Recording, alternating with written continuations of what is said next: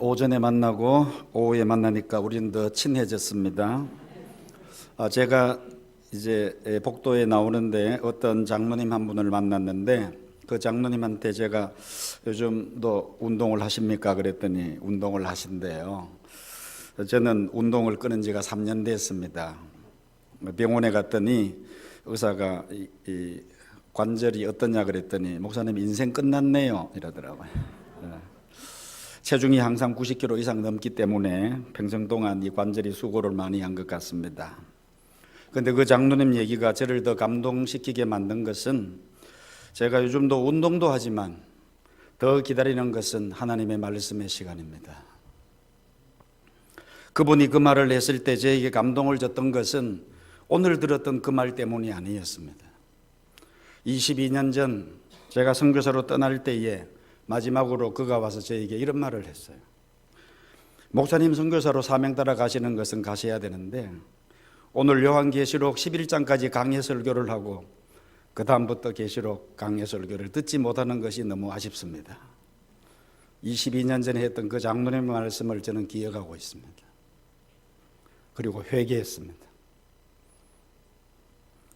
제가 섬기는 동안에 여러분들에게 하나님의 말씀으로 더 성실하게 목회를 못하고 선교주러 갔던 것이 지난 세월 동안 저에게 늘 부담이었습니다. 그럼에도 불구하고 우리 부산북교회 리더십들과 모든 성도님들은 늘 저를 반가이 맞아주시고 새벽마다 기도해 주셨기 때문에 부족하지만 선교 사역을 계속해 오는 줄 알고 다시 한번 우리 하나님과 성도 여러분들께 감사를 드리는 바입니다. 오늘 오전에 우리는 십자가상에서 마지막 숨을 거두면서 예수님 이름을 부르고 그 한 번 이름을 잘 불러서 구원받은 한 강도의 얘기를 우리는 생각을 했습니다. 이날 오후에는 에스겔 시대와 이 시대라는 제목으로 하나님의 말씀을 같이 생각하려고 합니다. 여러분 아시는 바처럼 이 에스겔서는 대선지서입니다. 요즘 제가 기억력이 아주 나빠졌어요. 이 찬양을 들으면서 너무 감동이 돼가지고 그 예배가 삶이 되고 삶이 예배가 되게 해주시옵소서 칭찬을 한다고 생각을 했는데 여기서 걸어오는 동안에 제가 잊어버렸습니다. 옛날에는 제가 좋은 샴푸를 써가지고 아이도 좋고 키우도 좋았는데 나이는 몇 살 안 됩니다. 55살입니다. 아니 목사님 60 넘었는데 55이 무슨 말이에요? 그것도 제가 55년생을 항상 55세로 착각하고 살고 있어요. 행복의 지름길은 착각에서 나옵니다. 그런데 늙는다는 것은 나이 때문에 늙는 것이 아니라 가슴에 설레임이 없을 때 그 사람은 늙은 겁니다. 그런데 하나님은 우리에게 복음으로 설레임을 주십니다. 늙는다는 것은 배우는 것을 중지하는 것이 늙는 것입니다. 기독교는 죽을 때까지 성경 배웁니다. 그래서 기독교는 진정한 의미에서 늙음이라는 것이 있을 수 없습니다. 하나님의 말씀을 끊임없이 공부하고 제가 이 감도상 위에 보니까 전교인 성경 필사 이렇게 하는데 이게 어떤 연유로 어떻게 진행되는지 모르지만 하여튼 여러분들이 다 쓴 거 아니겠어요? 어느 날 당뇨실에 있는데 그 85세 되시는 할머니 한 분이 오셨어요. 보따리 이만큼 들고 오셨어요. 그게 뭐예요? 그랬더니 제가 성경을 3번 반 기록한 것입니다. 우리 교회 성도님 얘기예요 지금. 그래서 제가 기도해드리면서 하나님이 집사님에게 이걸 쓸 수 있는 시력을 주셨습니다. 이것을 쓸 수 있는 영역을 주셨습니다. 그것을 쓸 수 있는 체력을 주셨습니다. 그것을 계속 쓸 수 있는 심력을 주셨습니다. 이것을 당뇨실에 놓지 말고 자녀들에게 유산으로 주고 가세요. 그분 가셨습니다. 이제 정말 우리 부산북교회는 우리 장로님들 또 믿음의 선진들 귀한 분들의 전통 가운데서 오늘까지 왔고 또 앞으로도 그렇게 갈 줄 믿습니다. 이 에스겔서는 대선지서인데, 대선지서는 아시는 바처럼 이사야, 예레미야, 에스겔, 다니엘 이렇게 대선지서인데 이게 한 세트예요. 이사야서는 이사야, 야라는 말 하나님인데 하나님이 구원한다. 예레미야, 하나님이 세우신다. 에스키엘, 엘은 또 하나님의 다른 이름인데 하나님이 강하게 하신다. 그다음에 다니엘, 단이라는 말은 이제 심판한다는 말이에요. 하나님이 심판한다. 이걸 적용하면 이렇습니다.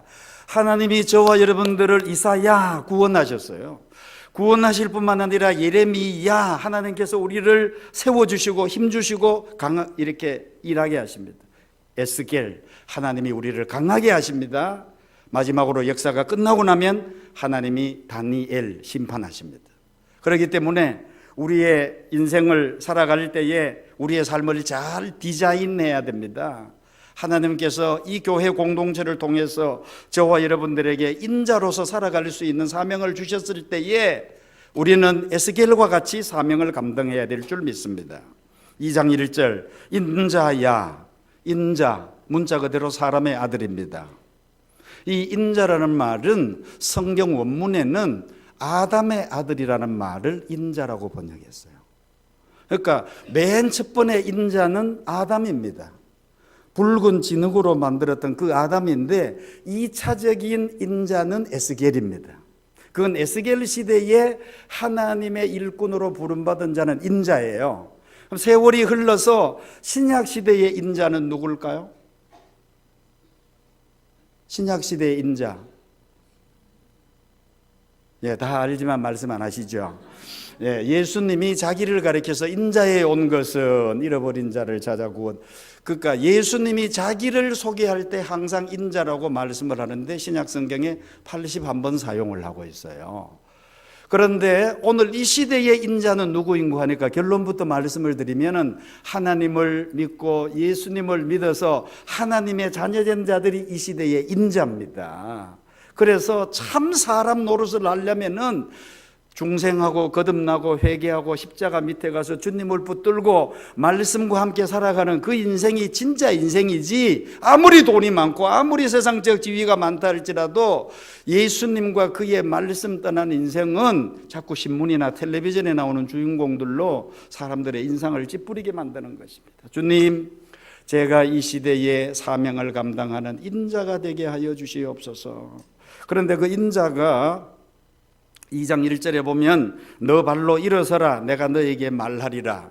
하나님께서 우리에게 설교 시간을 통해서 큐티를 통해서 혹은 집회를 통해서 어떤 음성이 들릴 때에 그 말씀에 즉각 순종해야 돼요. 그때에 역사가 일어나요. 그때에 주님께서 감당할 수 있는 힘을 주세요. 근데요, 제가 지금 오늘 이 당회실에서 올라오는데 하나님이 저에게 무슨 말씀을 하셨어요? 무슨 말씀 하실 것 같아요? 이것은 성령님과 저밖에는 모르는 것입니다. 제가 여러분들에게 비밀을 알려드리겠습니다. 제가 올라오는데 주님이 그런 말씀 하시더라고요. 김 목사야, 너 부산북교회 성도에게 얼마나 기도의 빚, 사랑의 빚, 이 선교의 빚을 많이 졌니? 그런데 오늘 와서 이렇게 그냥 갈 거야? 오늘 사례를 얼마 주시니 간에 그걸 다 성도님들에게 바쳐서 다음 주에 식사 대접하라고 말씀하셨어요. 박수 한번 쳐주세요. 정말입니다. 정말 개개인으로 찾아가서 여러분들에게 인사를 드리고 감사를 드리고 또 인사드리고 그래야 되는데 제가 그냥 사는 게 바빠서 사는 게 뭔지 정말 부끄럽기 짝이 없습니다. 제가 아마 오전에 일부 예배 때 말씀을 했는지 모르는데 설교를 쉽게 한다는 것이 얼마나 부끄러운 일인지, 설교가 그렇게 어려운 것이 아니라 설교대로 사는 것이 얼마나 어려운 것인지. 시를 쓰는 것은 쉬운 일이에요. 하늘을 부끄러움, 우러러 한 점 부끄럼 없이를 나도 쓸 수 있어요. 근데 그대로 살기가 어려워. 그래서 성경에 말씀하시기를 순종이 제사보다 낫고. 교회 몇십 년 다니면요, 목사님 본문 딱 읽으면 1대지만 들으면 2대지 3대지 예측이 가능해요. 진짜입니다. 이제는 학문과 학문 간의 경계가 무너졌습니다. 컴퓨터 때문에. 그 성경, 좋은 성경은 밑에 해설도 안 하고 있고, 우리 학생들은요, 설교 들으면서 카톡 가지고 목사님 설교 주석 부르면 주석을 다 읽고 있어요. 목사님의 설교가 큐티를 못 넘어서면 그 교회에서 재미를 못 봐요. 이런 시대를 살아가고 있어요. 정말 우리가 사는 세상에 얼마나 위험한 시대인데 끊임없이 주일이든지 새벽이든지 저녁이든지 끊임없이 하늘로부터 내려오는 그 말씀을 듣고 그 말씀을 순종하는데, 이것은 셰퍼라는 신학자가 말하기를 수동적 능동이요 능동적 수동이다. 좀 어려운 말인데 우리 성가대만 한번 따라 보실까요? 수동적 능동이요 능동적 수동이다. 성령님이 감동을 하면요, 내가 그 반응해요. 내 이 반응이 수동적인 것이죠. 근데 바꾸어 생각하면 그 성령에 순종할 때 내가 다시금 능동적 수동으로 주님 손에 붙들려서 에스겔처럼 그 험악한 시대, 우리가 아무리 지금 어렵다 그래도 에스겔보다는 훨씬 편안한 시대입니다. 에스겔은 포로입니다. 일제 30주년 동안 있으면서 우리가 얼마나 스트레스 받아가지고 아직도 우리말 가운데 일본말이 남아있잖아요. 어제 어떤 친구랑 얘기하는데 그 친구가 갑자기 수십 년 동안 안 들었던 일본말 하나를 했어요. 그게 뭐냐면은 그 친구 뽕꾸라야 이러더라고. 제가 그 한 몇십 년 전에 한 번 듣고 그 뒤로 다시 안 들었는 말인데, 그 뽕꾸라가 머저리 터구 병신이라는 말을 제가 이해하고 들었어요. 뽕꾸라 데스. 지금 일제시대가 언젠데 아직까지도, 저는 뭐 일제시대도 없었지만 그 후유증이 남아있는데, 이스라엘 백성이 지금 그 나라에서 식민지를 한 것이 아니라 1800km 떨어진 곳에 묶여가지고 바벨론 유프라데스 강 지류인 그발 강가에서 삽자루 잡고 지금 일을 하고 있는데, 하나님의 성령이 그에게 임하셔서 일어서라 그럴 때 일어선 거예요. 능동적 수동입니다. 삽자루를 잡고 부역을 하고 있는 그에게 하나님의 음성이 임할 때에 순종했는 것이 에스겔이라면, 주님, 우리의 지금 상황이 굉장히 어렵지만은 나는 내 믿음 지키게 하시고 하나님의 말씀에 순종하게 하여 주시옵소서. 순종이 제사보다 낫다고 하지 않았습니까? 순종이 헌금보다 낫다고 하지 않았습니까? 순종하는 삶을 살게 하여 주시옵소서. 2절입니다. 그가 내게 말씀하실 때 그 영이 내게 임하사 나를 일으켜. 수동적 능동이지요. 일어서려고 의지를, 반응을 보이니까 하나님의 영이 그를 이렇게 세우는 거예요. 이렇게 섰을 때에 말씀하시는 자의 소리를 들었는데, 오늘 이 2장에 가장 많이 나오는 단어 중에 하나가 패역한이라는 단어입니다. 3절에 패역한 백성이라는 말을 한번 나오죠. 5절에 보면 패역한 족속이라는 말 나옵니다. 그리고 6절에도 패역한 족속이라는 말 나오고, 7절에도 심히 패역한 자라는 말이 나오고, 8절에 다시 패역한 족속. 큐티의 기본이죠. 가장 많이 나오는 단어는 그 장의 가장 중심 사상이다. 그러면 에스겔서 2장은 패역한 시대를 경고하는 것입니다. 패역이 뭡니까? 한자로 말하면 거스릴 패, 거스릴 역. 거스리고 또 거스리면 그게 뭐죠? 짜장면 먹을 때 생각나죠. 꽃배기 거스리는 것입니다. 그러니까 아주 심히 거역하는 시대, 패역한 시대, 반역한 시대인데, 좀 전문 용어를 말하면 이게 영어 성경에는 리벨리우스예요. 리벨리우스. 우리 성가대 대원들은 다 알아듣는 눈치입니다. 그 리벨리우스의 앞에 리는 거듭이라는 말이고, 이 벨로라는 말이 싸운다는 말이에요. 근데 싸우는데 한판 싸움으로 끝나지 않고 거듭 싸우면 리벨리우스가 되는 거예요. 패역하다는 말은 계속 머리 받고 대들고 대발고 때리고 그냥 계속 하는 거, 이거는 패역이라는 거예요. 그때 당시에 이스라엘 백성이 그 가나안 땅에서 잘못해서 이 하나님의 심판으로 그발 강가에 와 있으면 회개해야 될 거 아닙니까? 선지자가 말을 하면 순종해야 되잖아요. 거기 와서도 삽자루 잡고 네가 잘했느니 못했느니 막 싸우고 찢고 뽑으니까 하나님께서 이 에스겔을 보내가지고 패역한 족속에게 보내는 거예요. 3절, 곧 패역한 백성 나를 배반하는 자에게 보내노라. 하나님의 종을 배반하는 것은 때로는 하나님 자신을 배반하는 것으로 연결될 때가 굉장히 많습니다. 그런데 여기에 패역한 백성이라는 것은 우리 성경에는 백성이라고 되어 있지만 요즘은 또 지성인들은 영어 대조 성경 들고 다녀요. 거기에 보면 리벨리우스 네이션이라고 되어 있어요. 패역한 국가 혹은 패역한 나라. 여러분, 우리는 천국 가기 전에 이 땅에 발을 붙이고 있기 때문에 대한민국이 하나님 앞에서 패역한 나라 되지 않도록 민족의 제사장으로 기도해야 됩니다. 앞으로 헌법 개정할 때에 그 개정한 내용을 잘 보고 정말로 한 국민의 한 사람으로서 그것이 법제화되어졌을 때에 우리 기독교 신앙에 어떤 영향력이 미칠지 고민해야 돼요. 지금 동성애를 합법화하기 위해서 그걸 지금 개헌한다 그럴 때에 우리 기독교인들은 절대 반대해야 됩니다. 여러분 생각해 보세요. 창세기에 소돔과 고모라가 멸망할 때 그 당시의 사람들이 도둑질을 많이 해가지고 불과 여왕에 내려왔더라. 그렇게 하지 않았습니다. 소돔과 고모라 사람들이 큰 민구를 많이 해가지고 하나님 앞에 벌을 받아 죽은 게 아니에요. 하나님이 심판할 때 항상 그 바로미터 기준이 있는데 그것은 성과 관련되어진 거예요. 그 시대가 건전하나 건전하지 않냐의 그 기준이 성의 문제입니다. 이것은 개인에게도 마찬가지입니다. 대한민국이 지금 동성애를 합법화시키려고 굉장히 노력하고 있고 제가 봤을 때는 기독교인들이 반대하지 않으면 이거 결정될 것 같아요. 결정되는 순간에 지금 여러분들의 자녀들 오고 오는 세대들이 지금 아주 빠른 속도로 대한민국이 망해갈 위험성이 있습니다. 그렇기 때문에 우리는 개인이 구원받는 것도 생각해야 되지만 우리 국가, 우리 민족, 여러분 얼마나 우리 민족이 하나님으로부터 복을 많이 받았습니까? 1897년에 대한제국이라는 나라가 세워졌잖아요. 그때 임금이 누구셨습니까? 고종임금이었죠. 고종임금의 부인이 누굽니까? 명성황후지요. 민비라 그러기도 하고. 그때의 선교사들이 다 들어온 거 아세요? 여러분 고종을 존중하시기를 바랍니다. 우리나라에 초창기 들어왔던 모든 선교사들이 고종이 사인 안 했으면 못 들어왔어요. 그러니까 고종이 얼마나 위대한 사람이에요. 고종이 허락해가지고 제중원 만들었어요. 네.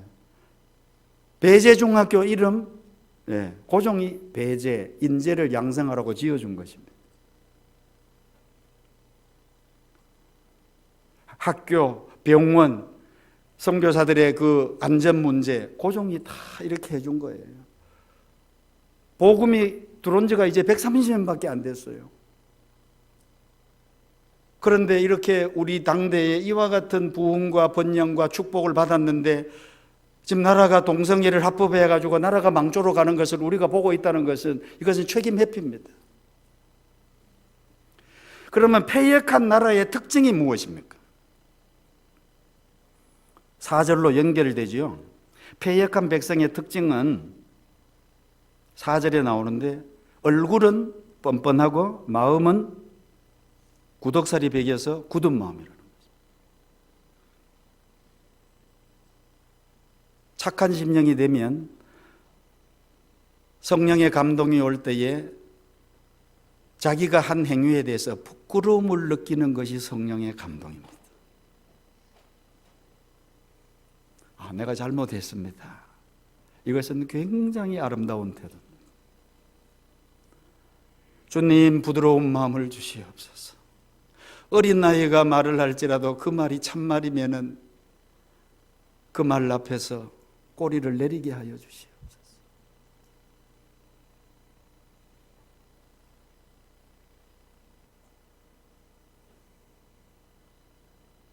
그런데 오늘 이 본문에 나온 그 나라가 이렇게 패역한 나라가 됐을 때는 그 사회를 조용히 분석을 내보면 5절에 보면 다시 두 번째 패역한 족속이라는 말이 나오죠. 영어 성경에 보면 이것은 rebellious family예요. 패밀리. 첫 번째 나오는 것은 네이션, 국가가 패역했고 두 번째 문단에 나오는 것은 패밀리가 패역한 거예요.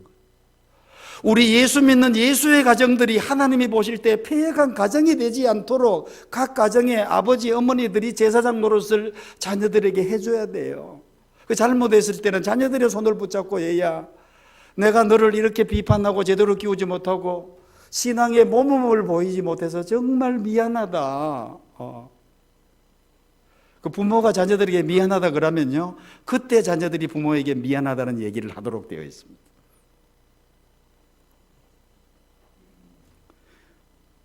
폐역한 가정, 윤리 도덕이 무너진 이 사회, 이런 사회를 가리켜서 전문 용어로 후기 현대주의라 이렇게 말합니다. 아주 고상하죠. 포스트 모더니즘. 그러니까 모더니즘, 현대주의 이후에 지금 온 거예요.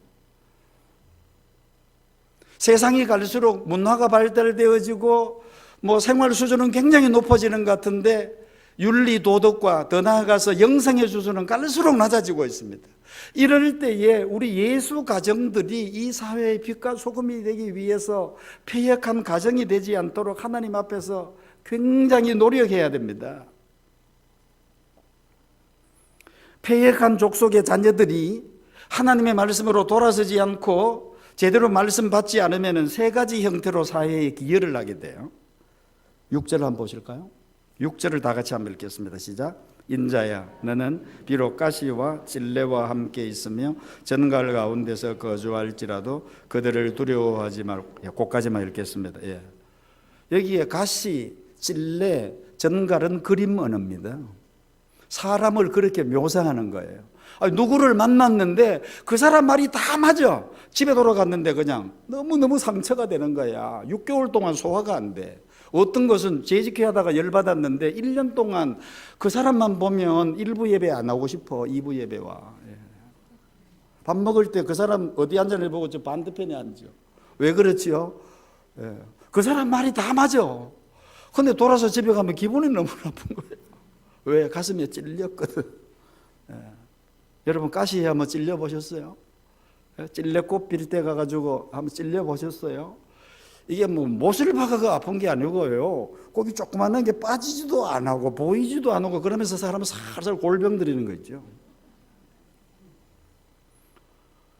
사람이 사람에게 이럴 수 있어요. 그런데 찔레와 가시가 상처를 한번 주고 나면 그 뒤에 만나갖고요, 찌른 사람은 찔림받은 자의 아픔을 모르는 것이 또 사람입니다. 그래서 그 사람이 또 생뚱맞게 자기의 속도 모르고 또 축복을 해주네. 근데 그때는 축복이 저주로 들리는 거 아세요? 여러분들은 아무도 경험 안 하시고 목사고 선교사고 교수인 쟤만 경험한 것 같네요. 상대방이 나한테 축복을 하는데 속으로 저주로 들려. 그러니까 이 가시와 찔레, 전갈 한 번 물리면 그 독 때문에 건장한 사람도 죽습니다. 나는 모르고 한 번 말했는데 그 사람이 평생 불구자가 돼요. 그러니까 우리가 패역한 백성, 패역한 가정, 패역한 사람은 안 되고 하나님의 말씀으로서 끊임없이 순화시켜야 돼요. 끊임없이 회개하고 날마다 자기를 성찰하고 날마다 주님 앞에 나와서 주님 도와주시옵소서. 보혈의 피로, 십자가의 피로 내 머리에도 뿌려주시고 내 손바닥에도 뿌려주시고 내 어깨도 뿌려주시고 내 발바닥에 뿌려주시고 내 옆구리도 뿌려주시고 내뿐만 아니라 우리 며느리, 우리 사위한테도 뿌려주고 우리 아들, 손주들에게도 예수님의 피를 듬뿍 뿌려주시옵소서. 첫 번에 나오는 패역한 백성은 국가, 네이션입니다. 두 번째 나오는 패역한 족속은 패밀리가 패역해질 수 있다는 것입니다. 그런데 7절에 보면 그들은 심히 패역한 자, 이 리벨리우스 펄슨이에요. 한 사람. 지금 여러분 우리 사회를 동선 한번 가면 돌아보세요. 여러분이 알고 있는 사람을 한번 가만히 생각해 보세요. 이 사회가 얼마나 병들어가고 있는지. 꽃배기 패역한 시대입니다. 거역하고 반역하고 도전하고 순종하지 않습니다. 우리가 자랄 때 윤리 도덕의 기준이 없어졌습니다. 이것이 포스트 모더니즘, 후기 현대주의의 첫 번째 특징이에요. 진리의 기준이 없다.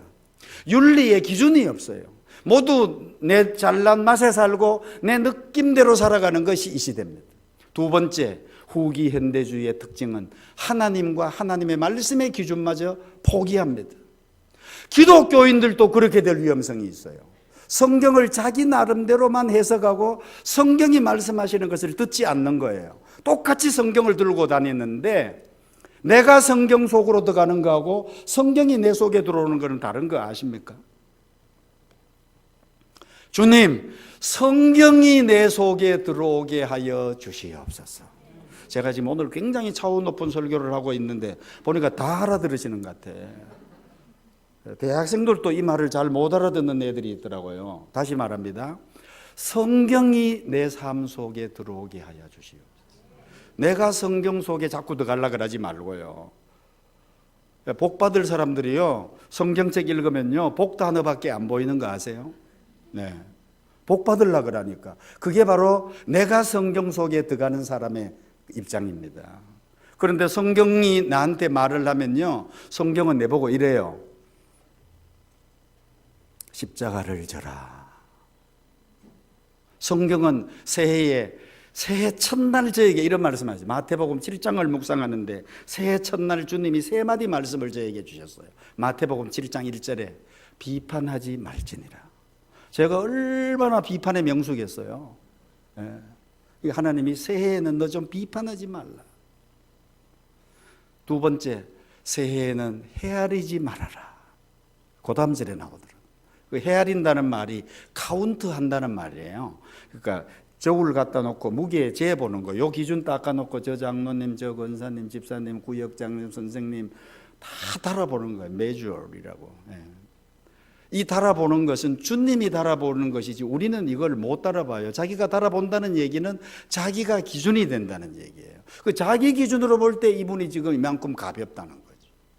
그러나 주님이 보실 때는 다를 수 있습니다. 그리고 마지막 세 번째, 남의 눈에 티를 보지 말아라. 내 눈에 들보를 보아라. 주로 영어 못하는 사람이 또 영어 성경 보지 않습니까? 영어 성경 보니까 빔이라고. 빔 어디 있는 거 하니까 저희 집 앞에 아파트 공사하고 있는데 그 H빔 있잖아요. 그 못 들어가지고 무슨 이렇게 큰 거 이렇게 해가지고 들잖아요.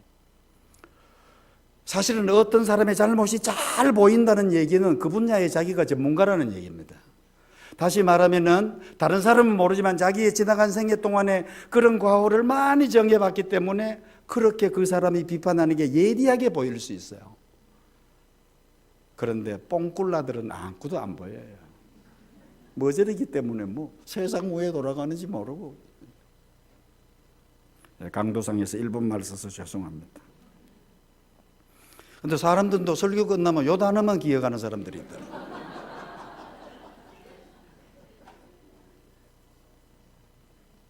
정리하면 이렇습니다.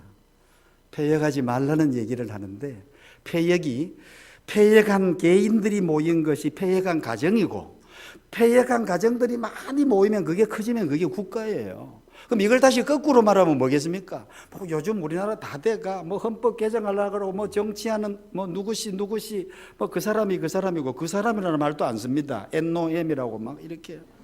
예. 사실은 자기가 그 자리에 가면 더 할 수 있다는 사실을 알고 주님, 제부터 개혁하게 하여 주시옵소서. 제가 잘하게 하여 주시옵소서. 그러면 어떻게 내가 잘할 수 있겠는가? 성경은 너무 친절해. 항상 성경 공부를 제대로 하면 거기 답이 마지막에는 다 나와요. 그러니까 1절부터 7절까지는 폐역의 그 세 가지 종류를 설명하고 난 다음에 마지막에 대안이 나옵니다. 8절, 9절, 10절입니다. 8절을 봅니다. 다 같이 읽겠습니다. 시작.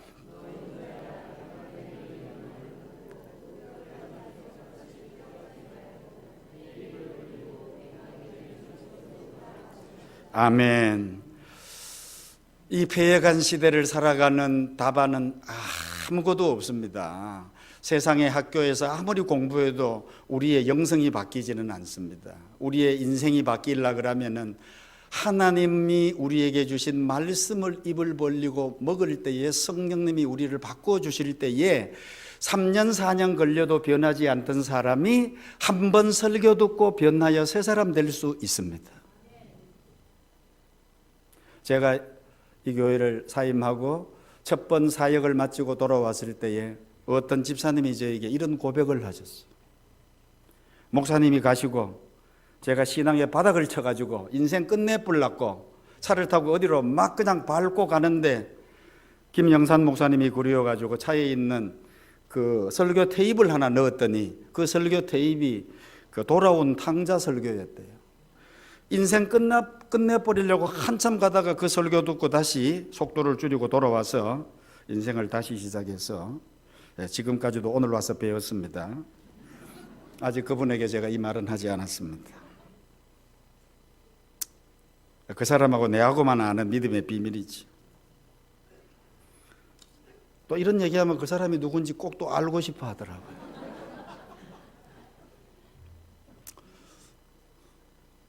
너를 통해 나를 본다. 너를 통해 나를 본다. 우리가 인생의 막장을 한번 가고 싶을 때도 기독교인의 믿음의 비밀은 그 말씀이 우리를 다시금 잡아주는 거예요. 그러니까 공동체가 굉장히 문제가 많아도 이 공동체를 떠나지 마세요. 제가 눈은 작아도 오늘 강도상에서 여러분들을 거의 다 눈으로 신방 다 한 거 아세요?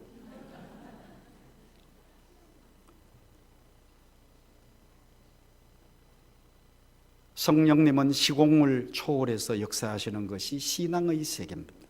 그러니까 포스트 모더니즘은 부정하는 것이 있는데, 첫째는 진리의 기준을 부정하고, 둘째는 하나님을 부정하고, 세 번째는 더 나아가서 진리의 말씀, 교회를 부정하게 되어지고 인본주의로 가게 되는 것이고, 하나님 중심의 신본주의를 부정하는 것이 후기 현대주의의 특징입니다.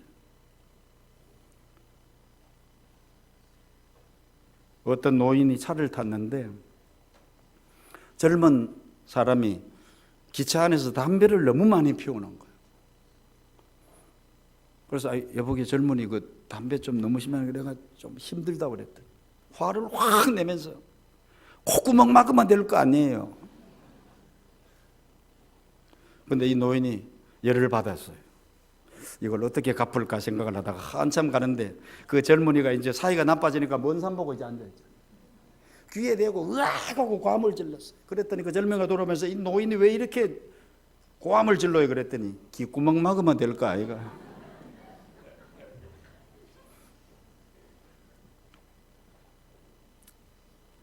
패역한 시대입니다. 윤리 도덕이 없습니다. 기준이 없습니다. 예의 범절도 없습니다. 아래 위도 없습니다. 내 잘난 대로 내 하고 싶은 대로 하면 되는 이 시대를 저와 여러분들이 살고 있습니다. 우리가 이 예배를 마치면 그런 세상 속에 살기 때문에 자신도 모르게 그런 영향을 받아서 굉장히 익숙해져 있습니다. 주일마다 와서 우리의 이 더러워진 옷을 주님의 보혈의 피에 빨아야 됩니다. 씻어야 됩니다. 새 사람을 입어야 되는 것입니다. 그래서 이 세상의 물결의 순응주의도 아니고 반대로 이 세상을 떠나는 도피주의도 아니고 저와 여러분들은 이 말씀에 의거하면 순종주의예요. 내 계산과 내 경험과 내 이성에는 안 맞지만은 이 말씀은 수학의 공식과 같아. 내가 다 해제를 못해도 이 수학 공식을 나의 인생의 문제에 대입을 시켜버리면은 그 문제가 바로 풀리는 거예요. 9절입니다. 내가 보니 보라 한 손이 나를 향하여 펴지고 보라 그 안에 두루마리 책이 있더라. 여기에 지금 invisible God's hand, 보이지 않는 하나님의 손이 나타납니다. 여러분의 개인의 역사에, 우리 부산북교회의 역사 가운데에 사람의 손만 보지 말고 보이지 않는 하나님의 큰 손을 좀 바라보세요. 지금은 그게 손내가 같고 여러 가지로 허송한 것 같지만은 지나고 나면 다 합력하여 선을 이룰 줄을 믿습니다. 그 손이 두루마리 책을 펴주셔서 그 책을 펴서 읽으면서 미래를 예측하게 된 겁니다. 에스겔이 10절입니다. 그 안에 내용이 뭐지요? 10절. 그가 그것을 내 앞에 폈는데 그 안팎에 글이 있는데 그 위에 내용이 애가와 애곡과 재앙의 말의 기억들. 사람들은 항상 책 빼면은 행복과 번영과 평화와 축복과 이런 것만 기대를 해요. 그런데 죄송하지만 지금 21세기 저와 여러분이 사는 세상은 종말을 향해서 가고 있습니다.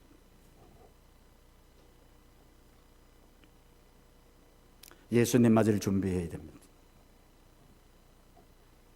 슈퍼마켓에 갔습니다. 짐을 다 썰고 난 다음에 제가 건빵 하나를 거기 실었어요. 집사람이 이거 건빵이 뭘 놓고 샀노 이러더라고요. 아니 넣어놔라. 아니 건빵 이거 누가 먹는다고. 그래서 제가 그랬어요. 여보, 만약에 북한에서 핵이 날아오면 부산에 시청부터 안 때리겠나? 그러면 시청 바로 옆에 사는 우리가 지금 지하 5층에 내려가 숨어야 될까 아이가? 그때에 뭐 건빵 먹고 며칠 버틸지 모르지만 회개하고 주님 품에 안겨야 안 되겠나? 그랬더니 그거 다시 씻더라고요. 가져와가지고 우리 집 신발장에 지금 올려놨습니다. 지금 몇 달이 지났습니다. 나중에 꽝 하고 터지는 날은 그것이 효력을 발휘할 것입니다. 그것을 두들고 저는 지하 5층에 내려가서 주님, 내 영혼 받으시옵소서. 주님 아시지요? 지난날의 나의 부족과 연약과 모든 것 다 싸그리 예수님의 보혈의 피를 씻으시고 이 한국이 불바다 된다 할지라도 나는 주님 품에 안겨서 천당 가야 되겠습니다. 세상 사람들은 지금 새해를 맞이해서 신문과 혹은 텔레비전 혹은 컴퓨터를 통해서 지금 앞으로 AI 시대가 오면서 사물 인터넷 시대 가지고 뭐 70 은퇴하고 난 다음에 손 안 대고 운전할 수 있고 앞으로 찬란한 미래 국민소득 3반불 4반불 속지 마세요. 우리가 한 번 두 번 속았습니까? 주님이 살라는까지 살지만은 우리가 소망하고 기대할 나라는 하나님이 만드신 천당입니다. 우리 이 땅에서 함께 예수님 잘 믿다가 주님 오실 때 함께 천당 갈 수 있기를 주님의 이름으로 축복합니다. 이 패역한 시대에 덜 패역하게 부드러운 마음을 가지고 주님 앞에서 부끄러움을 느낄 줄 알고 성령의 감동이 있을 때 금방금방 순종해 보세요. 그게 손내 같아도 끝에 가면 다 복이 되어 우리에게 다가올 줄을 믿습니다. 주님, 제가 이 시대의 인자가 되게 하여 주시고 이 시대에 하나님이 바라시는 참 사람 노릇하며 살아가게 하여 주시옵소서. 세상이 썩었다 말세다 폐역하다 꽃배기 타락이다 후기 현대주의다 다양한 말로 하는 거기에 그냥 순응해서 내려갈 것이 아니라 순종주의의 기독인이 되게 하여 주시옵소서.